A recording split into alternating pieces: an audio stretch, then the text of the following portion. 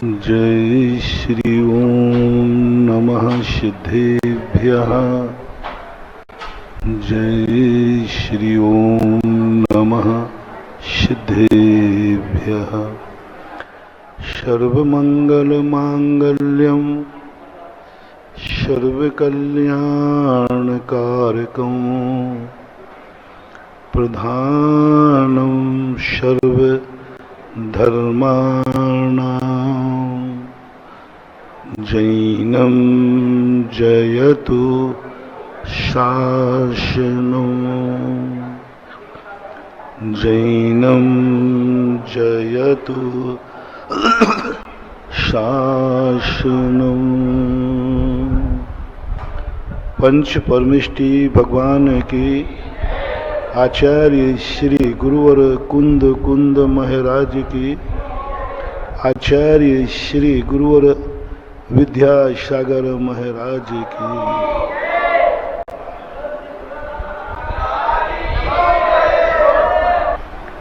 अपन जो प्रसंग चल रहा है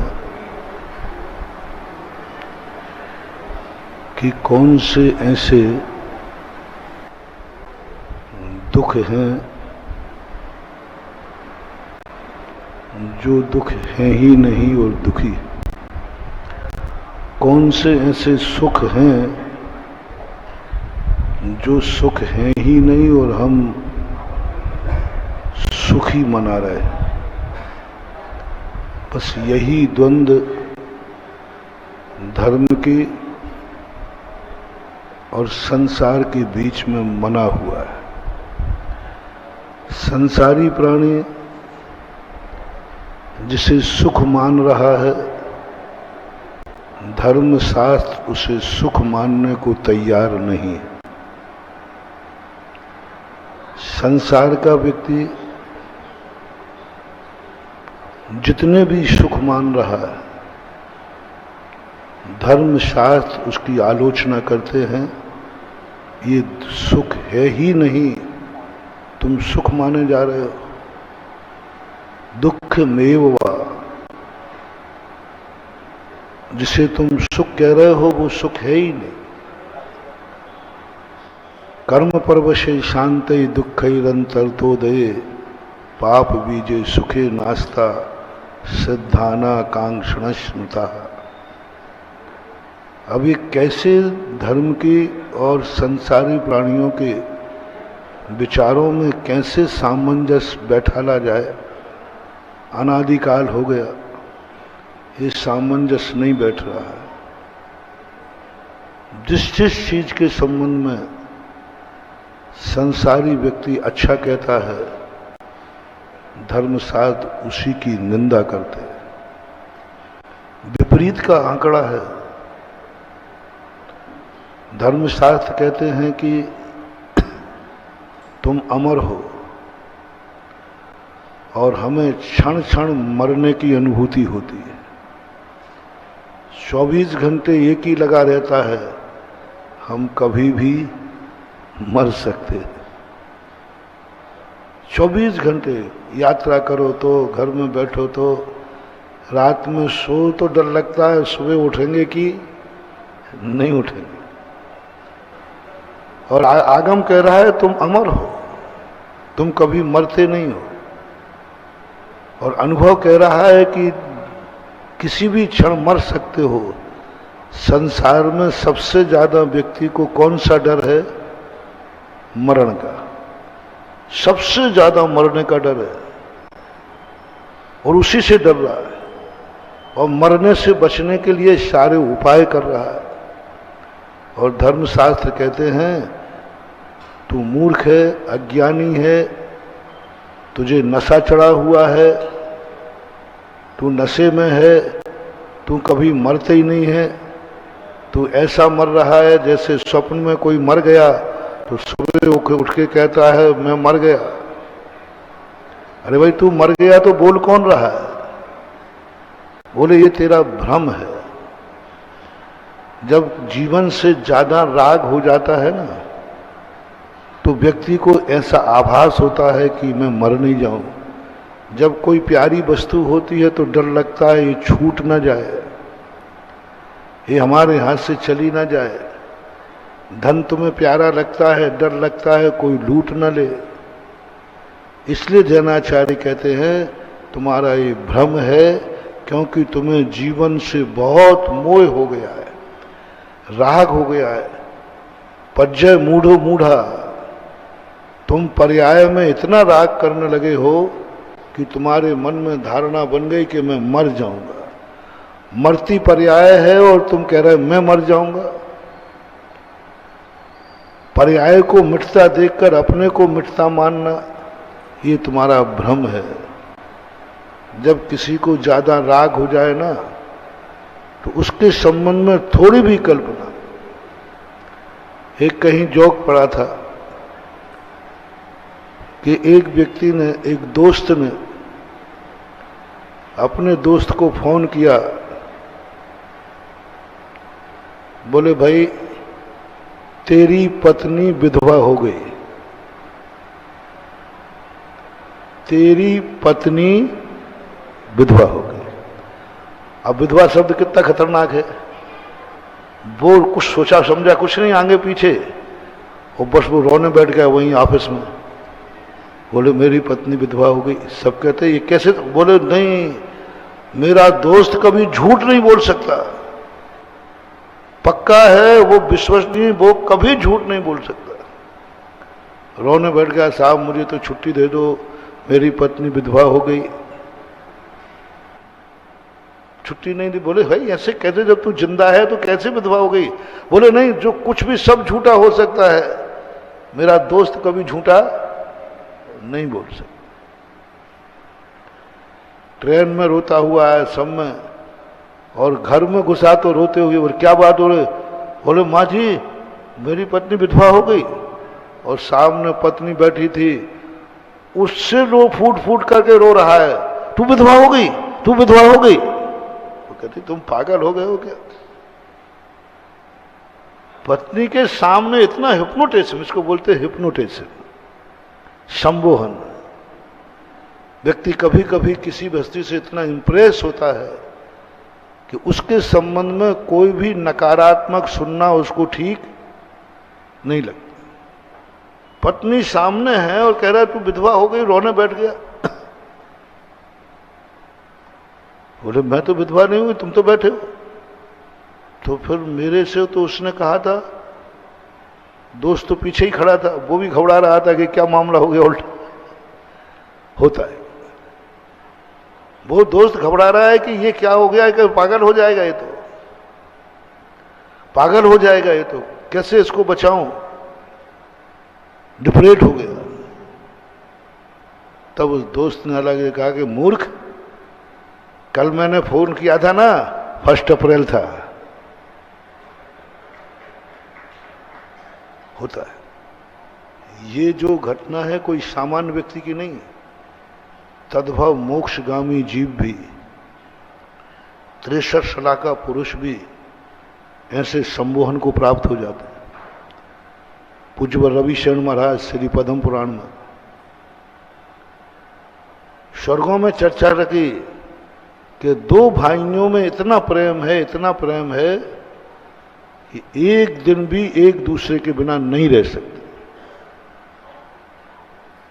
और एक मरेगा तो दूसरा मर जाएगा।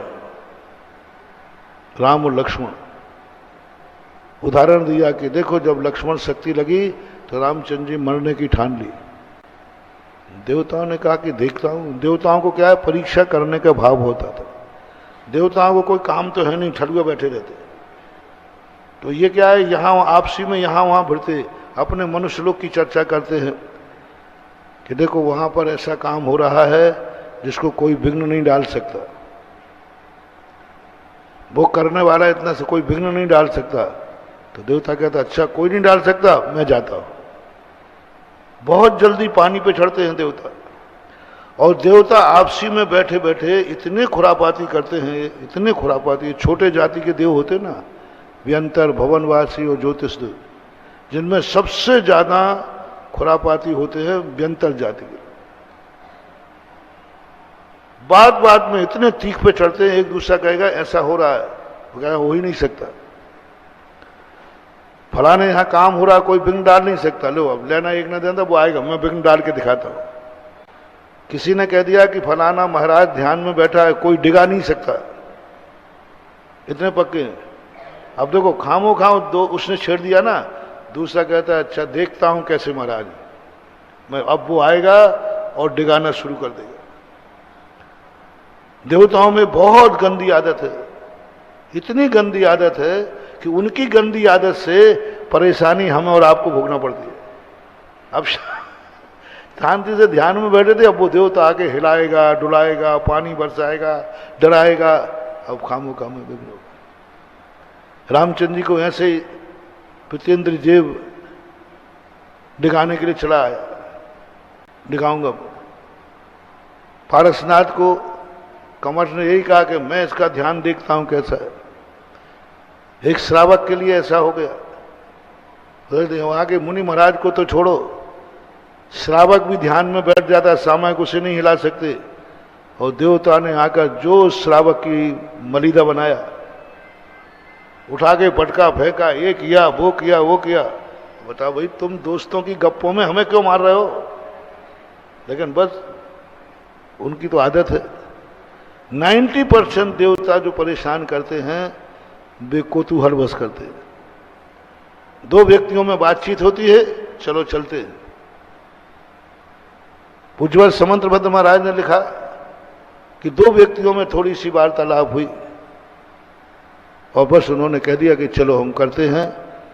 राजा जिनेंद्र कि ये निर्विचिकित्सा अंग में माहिर है, ये कभी साधुओं से घृणा नहीं करता, साधु के प्रति इतनी भक्ति है कोई नहीं डिगा सकता। लो साहब, उन्होंने कहा चलो अपन परीक्षा करते हैं। अब सामान सेठ था बेचारा, मुनि भक्त था, और एक देवता ने मुनि व्रत धारण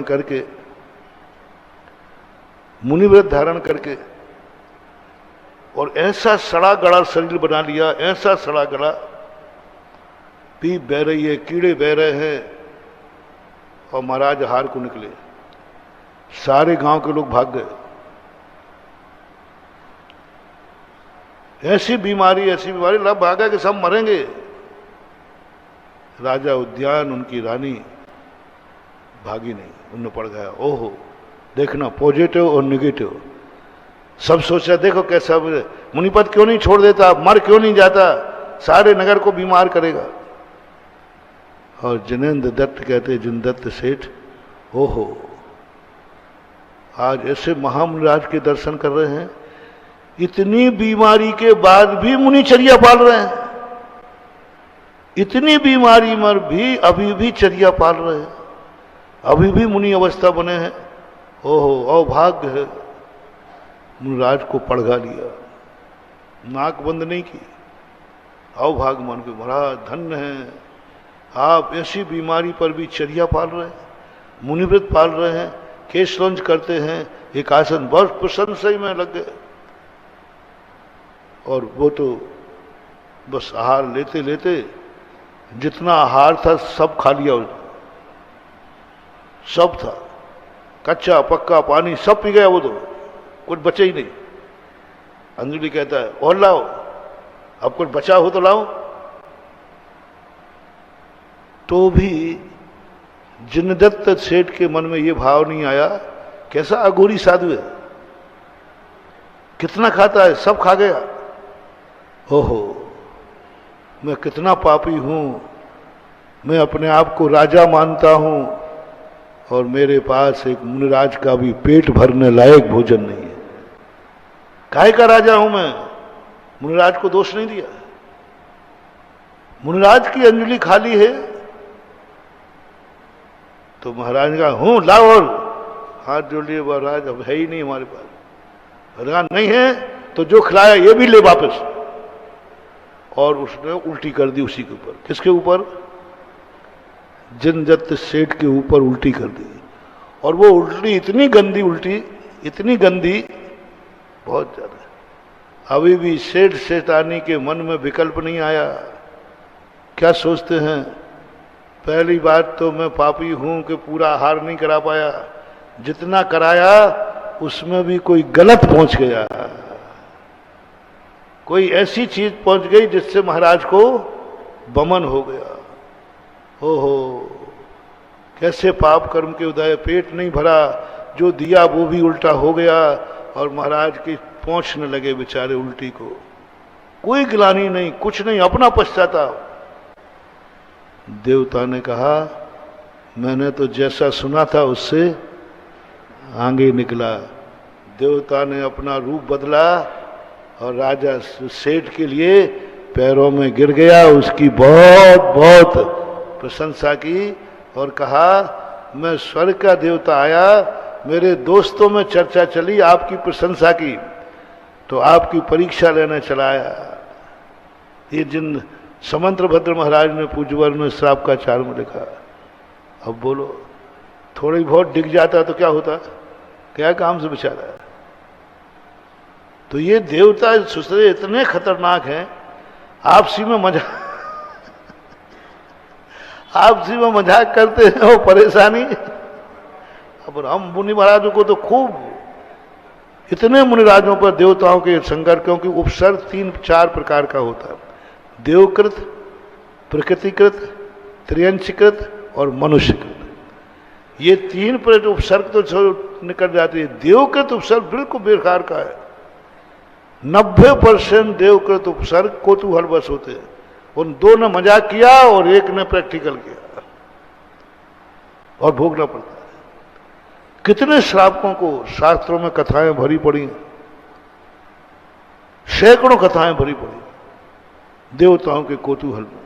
बस चलो चलते, उनको तो क्या 2 मिनट लगना, चुटकी बजाना, बोले झांसी चलना है, ये लो ये आ गया है, अब जिसको निपटाना है वो शुरू कर दे, लेना एक न देना दो। लेकिन उनको मजा आता है, उनको अपने आप में लगता है कि मैं अच्छा कर रहा हूं, क्योंकि उनकी शक्ति है ना, इसलिए वो आकर के तुरंत प्रैक्टिकल कर लेते।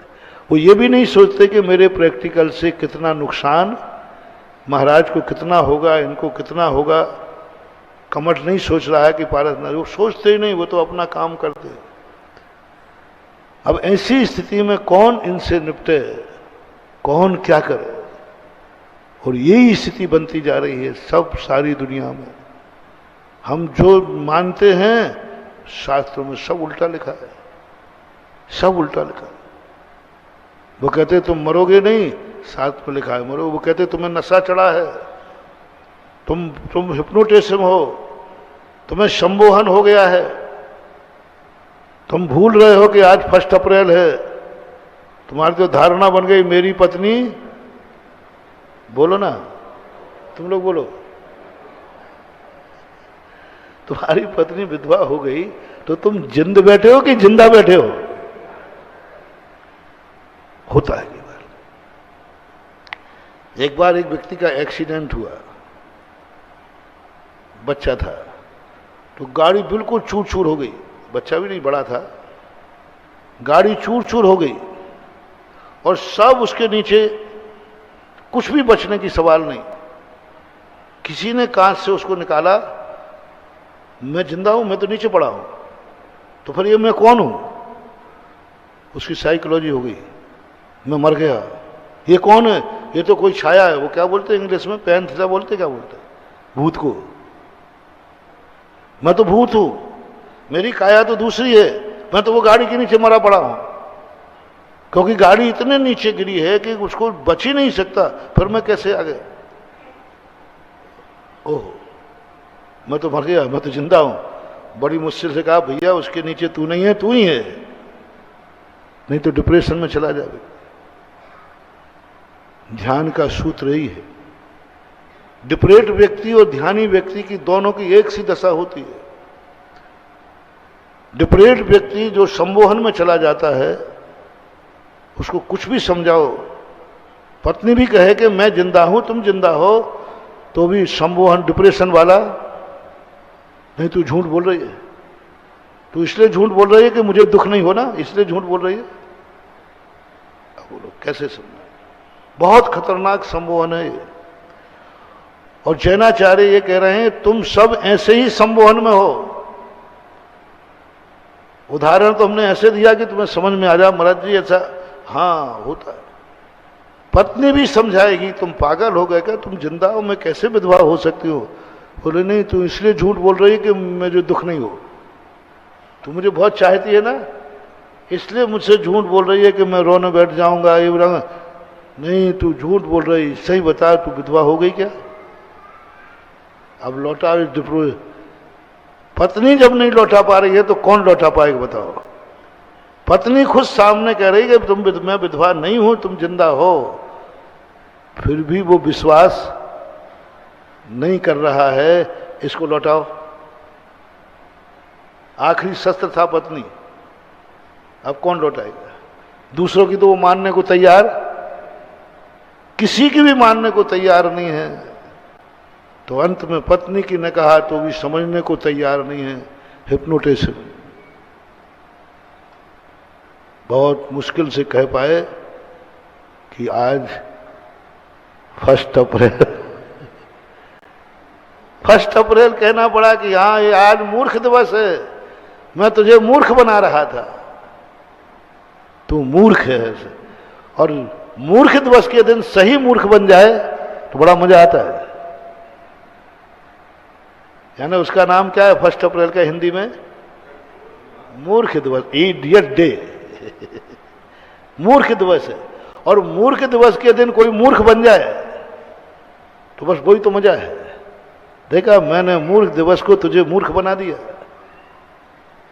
जैनाचार्य कहते हैं तुम लोग ऐसे ही मूर्ख हो। हिप्नोटिज्म है। ध्यान के सूत्र भी ऐसे ही होते महानुभाव। जो ध्यानी योगी होते हैं ना, श्रद्धा और सम्मोहन में अंतर समझना।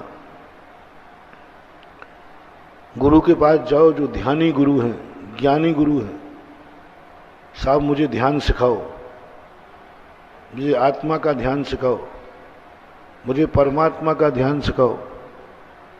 तो ध्यान सूत्रों में एक मोटिवेशन आता है कि शिष्य से कहो तुम मेरे से ध्यान क्यों सीखना चाहते हो, क्योंकि आप सत्य को जानते हैं, आप सत्य बोलते हैं, आपकी हर वाणी सत्य है। तुम मुझे गुरु बनाना चाहते हो। लोग पूछते हैं महाराज गुरु कैसे बनाया जाता है, मैं कैसे गुरु बनाऊं। लो मैं गुरु बनाने की विधि बताता हूं। तुम मुझे गुरु क्यों बनाना चाहते हो, पूछ रहा हूं। क्योंकि आप सत्य को जानते हैं, हम सत्य को नहीं जानते। आप सत्य बोलते हैं, हम सत्य नहीं बोलते। आप सत्य जीते हैं, हम सत्य नहीं जी पाते। यही धारणा है गुरु बनाने की, यही धारणा। तो गुरु 3 बार पूछेंगे, बोलो मैं, बोले आप जो बोलेंगे सत्य है, आप जो जानते हैं वह सत्य है, जो भी आप अनुभव करते हैं वह सत्य है। पक्का? आप लोगों से पूछ रहा हूं, मेरा प्रवचन सुनने क्यों आए, क्यों बैठे हो यहां पर, बोलो ना। महाराज जी आप सत्य जानते हैं, बोलो है ना। आप सत्य बोलते हैं और आपको जो अनुभव में आ रहा है वो भी सत्य। आप बनावटी नहीं बोलते, आप बनावटी नहीं बोलते। यदि तुम्हें पता चले कि गुरु बनावटी है फिर वो गुरु नहीं रहा। अंदर से मेरा गुरु बनावटी नहीं है, मेरा गुरु सत्य बोलता है, मेरा गुरु सत्य जानता है, इसलिए प्रवचन सुनने आया हूं, इसके अलावा कोई कारण। फिर से पूछ रहा हूं, आप लोगों से पूछ रहा हूं, ठीक है ना। प्रवचन सुनने क्यों आए, बाहर कर्फ्यू लगा था इसलिए, और किसी कारण से आए हो। हाँ कई कारण हो सकते। महाराज हम तो इसलिए आए हैं कि आप हमारा संकट मोचक हो, हम तो इसलिए आए हैं कि आप इच्छा पूर्ति महाराज हो। कोई भी कारण बना लो, आपकी तो माया विचित्र है। इतनों में से कोई तो आया होगा जो ये मान के आया होगा महाराज सत्य को जानते हैं। कोई तो, सबकी नहीं कहूंगा, सबकी नहीं कहूंगा कि सब इसीलिए आए हैं कि महाराज सत्य जानते हैं। महाराज का वचन सत्य है, महाराज की दृष्टि सत्य है, महाराज का आशीर्वाद सत्य है, महाराज की हर क्रिया सत स्वरूपी है। ऐसा मानने वाला कोई तो होगा, सबके अलग अलग हो सकते हैं। ना जाने कितने लोग श्रोता कितने कितने उद्देश्य से आते हैं, लेकिन उसके पीछे सुपई सत्य रहता है। एक जुआड़ी था, वो बहुत पहले की घटना है, लगभग होगी 87-88 की घटना है। और वहां पर एक दिन मैंने जुए के ऊपर प्रवचन दे रहा था, तो वो नंबर लगते ना, इक्का दुक्का तिक्का आदि ऐसे। तो मैंने कहा आप लोग इक्का दुक्का सट्टा लगाते रहते हैं, ये जुआ है। बस एक दीवाना बैठा था, उसने कहा आज महाराज ने इक्का दुक्का तिक्का, तो उसने जाके तीनों ही पे लगा दिया, तो और तीनों ही खुल गए। अब देखना काकताली न्याय है ना मेरा कोई भाव था ना उसने, उसे वो तीनों ही खुल गए। अब तीनों खुलने से उसका इतना विश्वास हो गया कि अब तो बस वो प्रतिदिन प्रवचन में आने लगा कि महाराज ने कोई अंक बोला और अपन ने उसी पर। अब उस दिन का प्रवचन आया और गया, 6-7 दिन तक मैंने कोई अंक बोले ही नहीं, प्रवचन में आया ही नहीं कोई अपन। तो एक दिन आया और वो ऐसा प्रवचन सुनता था, मैंने ऐसा श्रोता नहीं देखा, 1-1.5 घंटे यूं बैठा रहता था। मैं इतनी दूर हूं, मुझे नहीं पता कि पलक भी झपकाता था कि नहीं, मुझे तो नहीं दिखा। इतना एकाग्र मैंने आज तक इतने श्रोता देखे, उस जैसा एकाग्र सुनते नहीं देखा। अब इतनी एकाग्रता से कोई 1.5 घंटे प्रवचन सुनेगा, तो मैं भी उसका दीवाना हो गया। मैंने कहा वाह इसको, तो मैं और प्रवचन सुनाऊं थोड़ा, 5 मिनट और, अभी दीवाना सुन रहा है ना।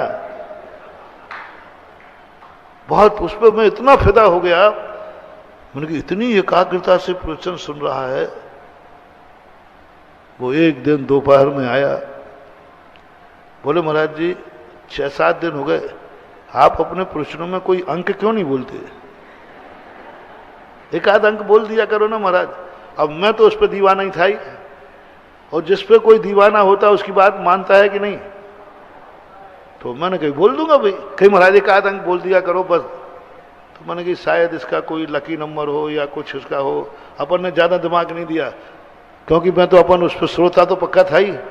तो मैंने कह दिया कि बोल देंगे भाई, तेरी यदि इसी में खुशी है तो ये तो बस महाराज जी बस एक कृपा कर दिया करो, कोई एक आध अंक कुछ इतना बोल दिया करो। रत्नत्रय 3 होते हैं, द्रव्य 6 होते हैं, आप तो वो कह रहा, मैंने कि अंक कैसे बोलूं मैं, 1 2 3। बोले नहीं आप तो धर्म की बातों में कहीं नंबर लगा दिया करो। 9 पदार्थ होते हैं, 3 लोक होते हैं, आत्मा 1 होती है, बोले आप तो बस अंक। मैंने बोल दूंगा भाई, इसमें क्या फर्क पड़ता है, अपन तो कह देंगे भाई 24 तीर्थंकर होते हैं, 24 तीर्थंकर होते हैं। पारसनाथ 23वें तीर्थंकर थे। अब आदिनाथ का नाम लूंगा तो कह दूंगा आदिनाथ प्रथम तीर्थंकर थे। महावीर स्वामी का नाम हम लेते ही हैं, उसके साथ ये लगा 24वें तीर्थंकर, तो कोई बात नहीं। तो ठीक बोलो महाराज आपकी बहुत बहुत कृपा, बहुत बहुत बहुत। जैसे ही वो उठा, मेरे दिमाग में कीड़ा आया, तूने क्या कह दिया, वो ठग गया तुझे। मुझे ठग तो दुनिया लेती है लेकिन ठग नहीं पाती। पहली बार में तो मैं ठग जाता हूं, लेकिन तुरंत पता नहीं मुझे गॉड गिफ्ट है, कुछ आभास हो जाता है। तुरंत मैंने मन ने कहा किसका आशीर्वाद दे दिया है, रोको उससे पूछो कि अंक क्यों पूछना चाहता है वो। तो वो उठ के कमरे से, मैंने भैया यहाँ है ना, मैंने कि अंक आप क्यों पूछना चाहते हैं? बोले महाराज इससे आपको क्या लेना देना है, आपको क्या लेना देना है, आप तो बोल दीजिए। मैंने कि भैया पहले बता दे क्यों अंक पूछना चाहता है। क्या प्रशंसा की, शायद मेरे भक्त ने नहीं की। महाराज आप सर्वज्ञ हैं, आप अंतर्यामी हैं, आपको तीनों कालों की बातें याद हैं, आपके वचन में सिद्धि है, उसने क्या बटरंगबाजी की। आपकी वाणी बिल्कुल ऐसी सत्य वाणी है, जो निकलते आप सब अंतर्यामी हैं, सब जानते। अरे मैंने कहा भैया सब जानते, बता तो सही क्या जाना मैंने, मेरे बराबर बुद्धू कोई नहीं है, मैं कुछ नहीं जानता हूं मेरे पास। नहीं नहीं महाराज आप तो बिल्कुल ऐसे हैं। मैंने कहा तू तो आज बता दे क्या बात है, तूने क्या सत्य प्रैक्टिकल कर लिया जो मैंने बोला और सत्य है, वो बताने को तैयार नहीं। बोले महाराज इससे आपको क्या लेना देना, बस आपको इतना कह दिया ना कि आपके मुंह से जो निकलता है वह सत्य है। तो ये तो बहुत सारे लोगों सुना, लेकिन अंक क्यों पूछ रहा है। मैंने कहा बेटा यदि बताया नहीं तो ध्यान रखना। फिर थोड़ा मैंने रौब दिखाया, मैंने खबरदार यदि तुमने कि महाराज देखो 7 दिन पहले आपने जुए पे वो खेलने पर दिया था, सट्टा मटका पे। तो मैंने दिया तो था, ध्यान नहीं। बोले उस दिन आपके मुंह से इक्का दुक्की तिक्की निकला था ना, तो मैंने उसी पे लगाया, वो खुल गए। बस मैं यही सोचता हूं आप प्रवचन में अंक बुलाओ और शाम को मैं लगाऊं। और मैंने कई बारे श्रोता, मैं तो जुआ का त्याग कराने के लिए प्रवचन दे रहा है, ये तो प्रवचन से जुआ खेल रहा है। अब बोलो कैसे श्रोता है जो प्रवचन सुन रहा है मात्र सट्टे के लिए, नंबर के लिए। अब बोलो बचो कहां से बचोगे। शेखावाटी में एक स्थान पर मेरा चतुर्मास था, स्थान था, गया था। मैं जब हार को निकलूं बाहर इतनी जम के भीड़, बहुत भीड़, बहुत भीड़। अब मैं सोचूं कि भाई मुनि मुद्रा को देखने के लिए, हार को देखने सब आते ही। और जब मैं बाहर को निकलूं पीछे रेला का रेला चलता था, जैन अजैन सातों जातियां। तो मैं क्या सोचता था, ये धर्म की प्रभावना है, ये मुनि महाराज से प्रभावित है। मैंने कहा अच्छी बात है, देखो कितनी बड़ी प्रभावना हो रही। सातों जात मंदिर से निकलते ही सातों जातों को लैंड पूरा चौराहा बढ़ता था और रेला का रेला चलता था। और जैसे ही मेरा प्रधान हुआ सब गायब हो जाते। तो कुछ नहीं, कुछ दिन के बाद मैंने कहा कि ऐसे ही और महाराज आते हैं तब भी ऐसे होता। बोले महाराज अभी तक तो इतना नहीं हुआ। मैंने क्यों हो रहा है। बोले महाराज जी आप पे करोड़ों लाखों का सट्टा लग रहा है, आज महाराज के कहां हार होंगे। और जितने चौके लगे सबके अलग अलग हैं। उसके यहां 1000 रुपए का है, एक के 1000 के 2000, वो होता है कुछ ऐसा, किसी के शेयर है कुछ होता है ज्यादा कम बढ़। तो वो अंदाजा आज संभावना कहां की है, वहां की, उसका रेट बड़ा रहेगा, सेकंड नंबर का कम होगा। और मैंने कहा भगवान अब मैं क्या करूं, या तो आहार चर्या छोड़ू, आहार निकलना बंद करूं, मेरे आहार पे जुआ खेल रहा है। जुआ का कोई भरोसा नहीं किस पे खिल जाए। जुआ तो बादलों पे खिल जाता है कि बरसेगा कि नहीं, किसी पे जुआ का कोई भरोसा नहीं। अब बताओ साधु कैसे बचे, चर्या को निकले या जुआ खिलने दे, प्रवचन देवे या सट्टा का नंबर बोले। अब ये है सत्यवादी। इसलिए ये तो मैं तुम्हें मान रहा हूं कि तुम मेरे दर्शन करने, मेरा प्रवचन सुनने आए हो, तो कुछ तो तुम मुझे मानते हो।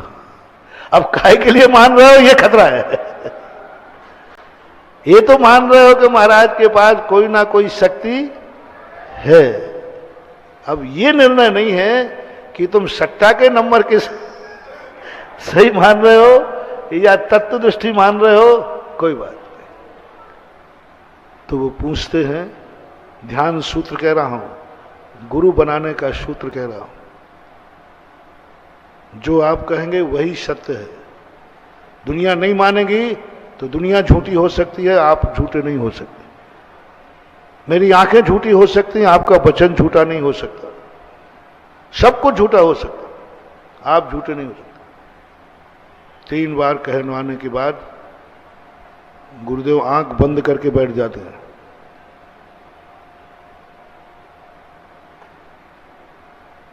धीरे से आंख खोलते हैं, तू भैंसा है, तू भैंसा है, मेरे ज्ञान में झलका है, तू भैंसा है। जैसे ये शब्द कहा, जो दूसरे चेले थे, जो सटोरिया फटोरिया थे, उन्होंने कहा अरे मैंने तो गलत नंबर डायल कर लिया। महाराज को मनुष्य क्या दिख रहा है? चलता फिरता मनुष्य हूं, चलता फिरता मनुष्य हूं, आंख कान नाक पैर है, सारी दुनिया मनुष्य कहती है, महाराज कह रहे भैंसा है, सब भक्त कहते हैं। एक शिष्य बनता है, शिष्य बचता है, वो तुरंत कहता है जी मैं भैंसा हूं। जिंदगी भर का अनुभव, जिंदगी भर मनुष्य माना, आंखें कह रही हैं मनुष्य है, दुनिया कह रही मनुष्य है, शास्त्र कह रहा है मनुष्य है, और 25 साल तक वो अपने आप को मनुष्य मानता रहा। लेकिन गुरु के एक शब्द कहते ही सब साफ कर दिया, जी मैं भैंसा हूं। अनुभव में, ऊपर से नहीं, झूठ नहीं बोल रहा है, वो बनावटी नहीं बोल रहा है, हाँ में हाँ नहीं मिला रहा है, गुरु को मक्खन पालिश नहीं कर रहा है, गुरु को खुश करने के लिए नहीं कह रहा है, अंदर से अनुभूति पर्याय निकली, जी मैं भैंसा हूं। और गुरु महाराज चले गए उठ के, और वो कमरे में बैठा रहा। ओहो, आज मुझे सत्य का ज्ञान हुआ, मैं आज तक अपने आप को मनुष्य मानता रहा, मैं तो भैंसा हूं। दुनिया झूठी है, मुझे मनुष्य मानती रही, गुरु झूठा नहीं हो सकता, गुरु सच्चा है। जगत झूठा, माँ बाप झूठे, मैं झूठा, सब झूठे हैं, मैं भैंसा हूं, मैं भैंसा हूं। गुरु झूठा नहीं होगा। एक आध घंटे बाद गुरु लौट के आए, दरवाजे पर खड़े होते, हे शिष्य बाहर आओ। बोले गुरु जी जाग रहा है, सोते हुए नहीं है, ये ध्यान का सूत्र दे रहा हूं, हिप्नोटिज्म। गुरु जी मैं बाहर कैसे आऊं? दरवाजा छोटा है, मेरे सींग तो बहुत बड़े बड़े हैं, मेरे शरीर तो वैसा तो वैसा ही होगा, दरवाजा छोटा था, गुफा का दरवाजा, बाहर आओ। गुरु जी कैसे आऊं बाहर? फंस जाऊंगा इसमें, मेरे सींग बड़े हैं, मेरी काया बड़ी है, और दरवाजा छोटा, उसे दरवाजा दिख रहा है, अपना शरीर दिख रहा है। क्या कभी ऐसा होगा? क्या कभी ऐसा होता है? क्या कभी ऐसा हो सकता है? जागते हुए मनुष्य का शरीर और कह रहा है मैं तो भैंसा। अनुभव में आंखें खुली हैं, बोल रहा है, जाग रहा है, बैठा है, दरवाजा देख रहा है, और अनुभव में आत्मा की पर्याय बन गई। क्या वह भैंसा है? नहीं है। लेकिन ज्ञान ने क्या मान लिया? भैंसा है। ऊपर से नहीं, कल्पना नहीं है ये, अब इसको कल्पना मत मानना। कल्पना होती वो निकल जाए, कल्पना में हूं, वो तो क्या मान बैठा, मैं भैंसा हूं। क्योंकि बोलो ना, क्योंकि गुरु झूठ नहीं बोल सकता। गुरु कहेंगे बेटा, 2-3 लोगों को पहले भेजेंगे उसको, अरे तू तो मनुष्य है, नहीं खबरदार, गुरु झूठ नहीं होते, गुरु ने भैंसा है तो मैं भैंसा ही हूं। तब गुरु कहते हैं ये शिष्य बनाने लायक है, ये ध्यान सिखाने लायक है, ये ध्यान सीख सकता है, ये ध्यान सीख सकता है। क्योंकि कल्पना के विरुद्ध ध्यान सिखाना है हमें शुद्ध आत्मा का, ध्यान सिखाना है सिद्धालय का, ध्यान सिखाना है अमरता का।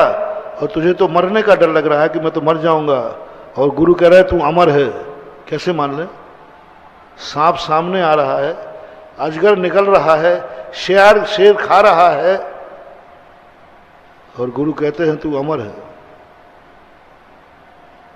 कल्पना करो मां, शेर खा रहा है, सांप निकल रहा है, अजगर, उस समय गुरु कहेंगे तू अमर है।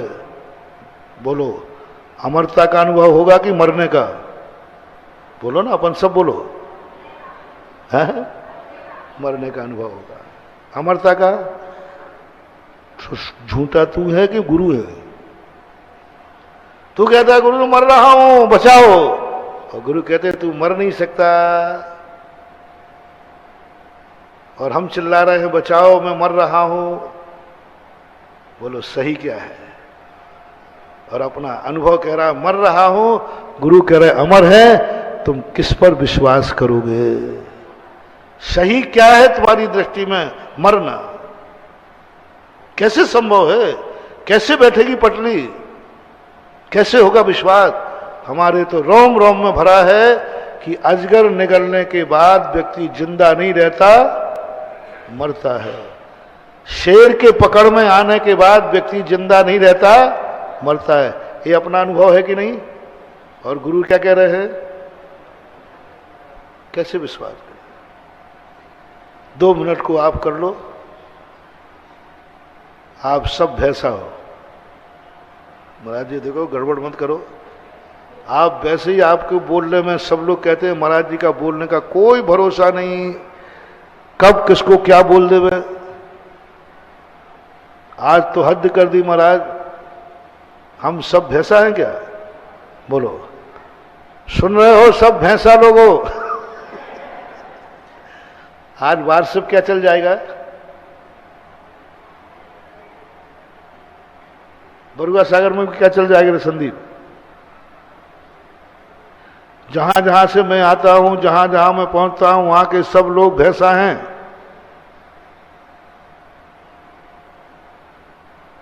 बोलो, 1 सेकंड की बात है, क्या जी निकलेगा? 100% तो मनुष्य हो, 99 नहीं। आगम से भी मनुष्य, शास्त्र से भी हो, सब तरफ से मनुष्य हो, और एकाएक गुरु ने कह दिया भैंसा है। जिंदगी भर का धारणा 1 सेकंड में गायब करना है, बस सोचने विचारने का समय नहीं। महाराज मैं देखता हूं सींग है कि नहीं, महाराज ने भैंसा कहा है तो सब लोग सींग देखो, थोड़ा देखो। महाराज आपने भैंसा कहा तो मैं सींग देखो, देखना थोड़ा, सब यहां से करो जैसे मैं कर रहा हूं। नहीं है सींग, नहीं है, नहीं है, सही में नहीं है। फैल हो गए, फैल हो गए। चोर की दाढ़ी में तिनका, यही तो कहा था बीरबल ने। बोले साहब चोर नहीं पकड़ा जा रहा है। कैसे पकड़े? बोले चोर इसी सभा में हो। तो बीरबल खड़े हुए, बोले साहब चोर पकड़ा गया है, एक जोशी है बहुत, उसकी हर वाणी सत्य निकलती है। उसने कहा है सभा में जिसकी दाढ़ी में तिनका हो वही चोर है। सब बैठे रहे, क्योंकि अपन ने चोरी की नहीं है। तो बीच में एक बैठा था चोर, बोले जिसकी दाढ़ी में तिनका है वही चोर है। बीरबल कहते हैं यू आर स्टैंड अप, खड़े हो जाओ। तुम भैंसा हो तो एक बरसर तो तुम कहोगे कि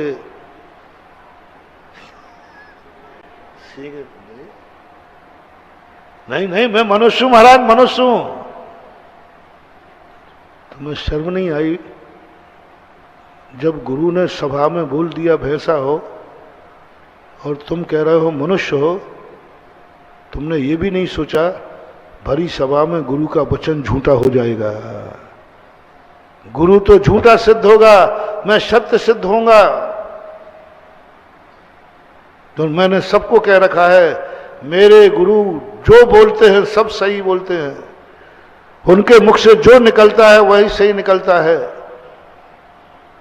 मैं सब पूरे बाजार में कह चुका हूं, और आज महाराज ने मुझसे भैंसा कहा है, और मैं क्या सिद्ध कर रहा हूं महाराज भैंसा नहीं हूं, मनुष्य हूं। तो पहली बात तो सब लोग कहेंगे फिर तू कल क्या बोल रहा था? कि हमारे महाराज तो सही बोलते हैं और तू झूठ वो सिद्ध कर रहा है। यदि मान लीजिए तुम्हें प्रीति दो रूप बता रहा हूं, यदि तुम्हें आ गया कि वस्तुतः मैं मनुष्य हूं, महाराज कहीं से चूक गए हैं, महाराज के मुख से अनायास वैसा निकल गया है, तो भी यदि तुम मेरे भक्त होगे गुरु के, तो एक बार हाँ हाँ मैं वैसा ही हूं क्योंकि महाराज ने कहा है, ऊपर से कह देगा। सभा के सामने महाराज को झूठा सिद्ध नहीं करेगा, वो बोल देगा कि नहीं हाँ ठीक है वैसा ही हूं, मैं अपने गुरु की निंदा तो नहीं सुनूंगा। कल के तो लोग कहेंगे देखा तुम्हारे महाराज जो बोलते हैं वो सही नहीं निकलता, वो सत्य नहीं जानते, चला करके झूठ बोल देगा। व्यवहार सम्यक दृष्टि की बात कर रहा हूं। व्यवहार सम्यक दृष्टि महाराज की लाज रखने के लिए झूठ बोल देगा कि हाँ महाराज तुमने जो कहा है वही मैं हूं, ऊपर से कह रहा अभी, जिससे महाराज झूठे सिद्ध ना हो जाए। इतने का चमत्कार, गजब का चमत्कार है महानुभाव। ये तो मैं व्यवहार चमत्कार की बात बता रहा हूं। निश्चय चमत्कार में तो चमत्कार नहीं चित चमत्कार होगा।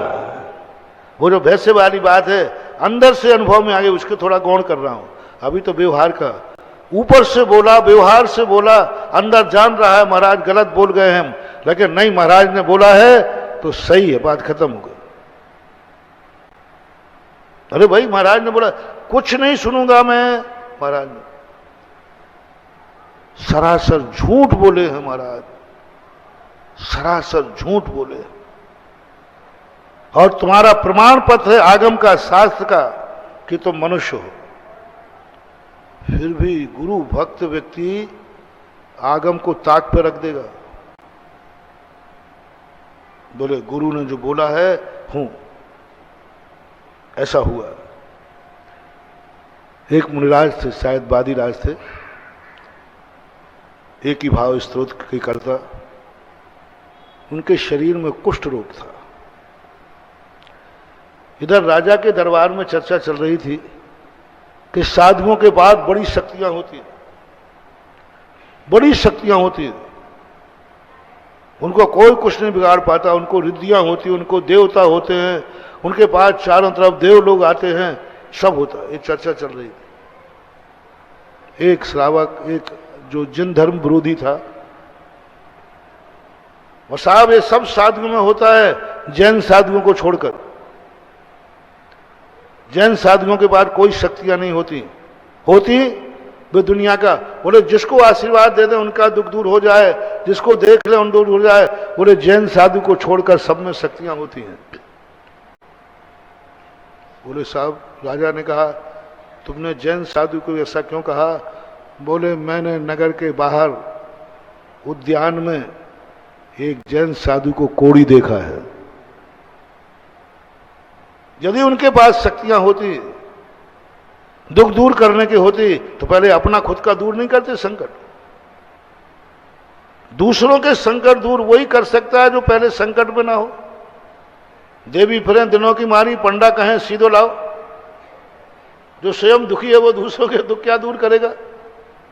जो स्वयं कोड़ी है वो दूसरों के क्या कोड़ दूर करेगा? तर्क पे तर्क होते गए, कोई नहीं समझ पाया ओह कि दिगंबर साधु वो शक्ति है, स्वयं कष्टों के समुद्र में डूबा रहता है और सारे जगत को सुख के सिंहासन पर उठा देता है।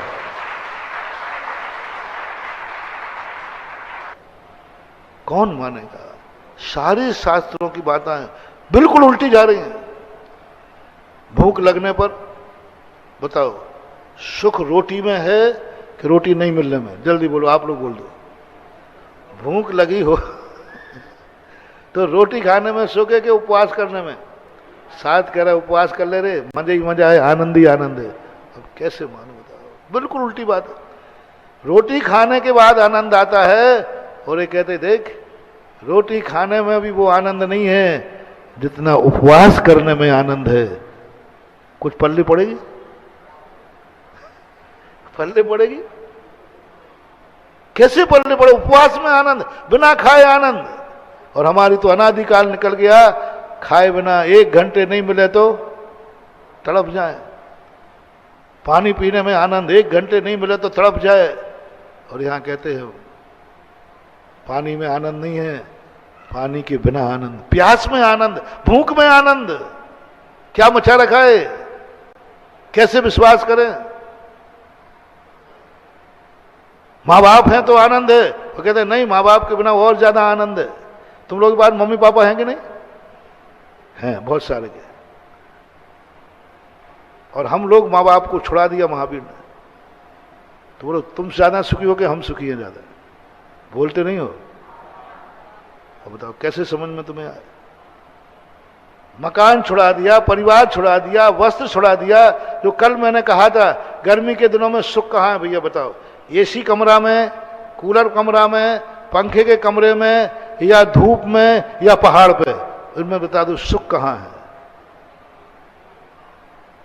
भयंकर 48 टेम्परेचर में 4 चीजें तुम्हारे सामने रख, एक और एसी कमरा है, एक कूलर वाला है, एक पंखे वाला है, एक खुला मैदान है, और एक पहाड़ पर ऊंची एक चट्टान है जहां कोई छाया नहीं। इनमें से सुख बताओ कहां है? बोल दो मालूम है महाराज, आनंद तो एसी कमरे में है। और शास्त्र क्या कह रहे हैं? ग्रीष्म ऋतु पर्वत के ऊपर। दहल जाता है हृदय जब ये शास्त्रों की बातें, जब साधना के उच्च शिखर पर बड़े महाराजों को देखता हूं। कहां सुख? जिस चट्टान की तरफ देखने में भी गर्मी लग रही, सुनने में भी गर्मी लग रही, उस चट्टान पर बैठ करके आनंद ले रहे हैं। कैसे समझ में आएगा? कैसे विश्वास करूं? एसी में बैठकर सुख लेने वाला क्या पहाड़ की चट्टान पर सुख है? ये कल्पना में भी आएगा क्या? कल्पना में भी आएगा क्या? नहीं आता, नहीं आता। सत्य क्या है? हमारा एसी या प्रभु का चट्टान? सत्य क्या है? एक बार सत्य मान करके चलो अपन सब चट्टान पे बैठते हैं। हम भी चले चले चले। कहो मैं ही अकेला नहीं बचूं, तुम तो धीरे धीरे खिसक जाओगे। और कहो फिर मैं भी देख करके धीरे से वहीं पांचू में जो पेड़ होगा ना उस पेड़ की छाया में पहुंच जाएंगे। लेकिन वे केवल ज्ञान प्राप्त करने के अधिकारी है। वो कहते हैं अनुभव झूठा, एसी झूठा, सच्चा वही है कि पर्वत की शिला पर ही आनंद है, यही सुख का धाम। शीत ऋतु नदिया के किनारे क्या है? कौन से इनके अंदर ऐसा सम्मोहन हो गया? कौन सी ऐसी श्रद्धा प्रकट हो गई जो कहते हैं हम अमर हैं? गुरु ने कहा है मैं शुद्ध हूं, मैं बुद्ध हूं, मैं शरीरातीत हूं। कैसे? सब अनुभव के बाहर की बातें हैं। सब छोड़ के आ जा, आनंद ही आनंद है। यहां तो सब चीजें मिलती हैं तब आनंद है। यहां तो मकान हो, परिवार हो, धन दौलत हो, कपड़े हो, खाने पीने का सामान हो, तभी आनंद है। बोलो जो जो मुनि महाराज से छुड़वाया महावीर स्वामी ने, उन चीजों का तुम्हारी जिंदगी में अभाव हो जाए तो तुम सुखी रहोगे कि दुखी? बाल हाथ से उखाड़ना पड़े तो पुण्य का उदय कि पाप का उदय? नहीं कर सकते। और देखो साधु, इसलिए तो जैन साधु कहा, ऐसा क्या इसको आ गया कि सब उल्टा काम किया महावीर ने। जिन जिन वस्तुओं से सुख मिलता था वो नाम ले लेकर के अलग कराई, नाम ले लेकर के। तुम्हारे मैंने एक दिन तुम्हारा पूरा चिट्ठा उठाया, तुमसे किस किस चीजों में सुख है आपसे पूछा, लिस्ट बनाई। फिर मैंने महावीर की लिस्ट उठाई, गिन गिन करके छुड़ाई। बोले ये नहीं, जिन जिन में दुनिया को सुख है उसी उसी में महावीर ने दुख का लेबल लगा दिया, यही दुख है। अब आंकड़ा कैसे बैठे? सारी दुनिया कह रही यही सुख के साधन है, और महावीर तुमने सुख कहा नहीं और उन्होंने दुख का टाइटल दिया नहीं। यही दुख है, दुख में वा, दुख ही है। अब ऐसा सिद्धांत करने के लिए बस वही वाली बात, महाराज ने क्या कहा है, अब भैंसा बन के बाहर मत जाना, वैसा बन के बाहर मत जाना, नहीं तो आज घर में नहीं घुस पाओगे। घर में कहोगे कि अब मैं कैसे आऊं, तो लोग फिर गड़बड़ कर देंगे ना। बाजार में भैंसा बन के मत घूमना।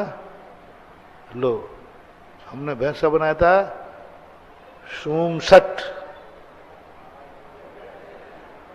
तुम सब मनुष्य हो, राजा बेटा हो, जैन हो।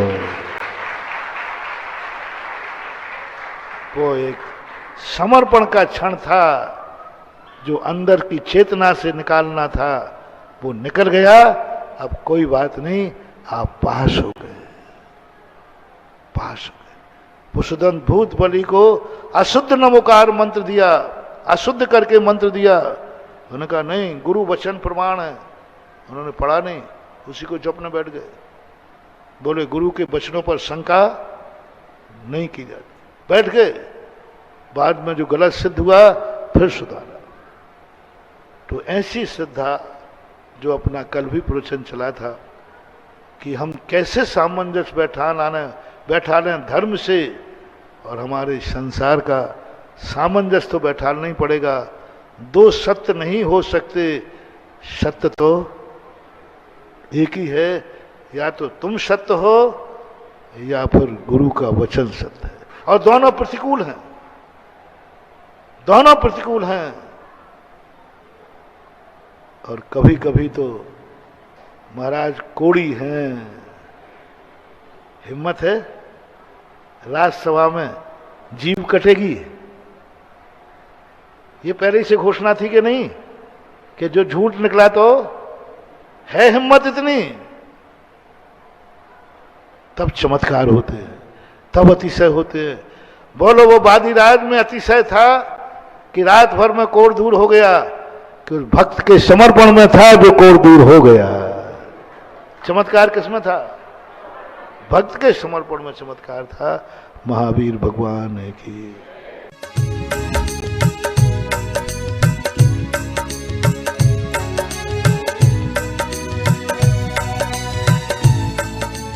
क्या है जीव, क्या है अजीब,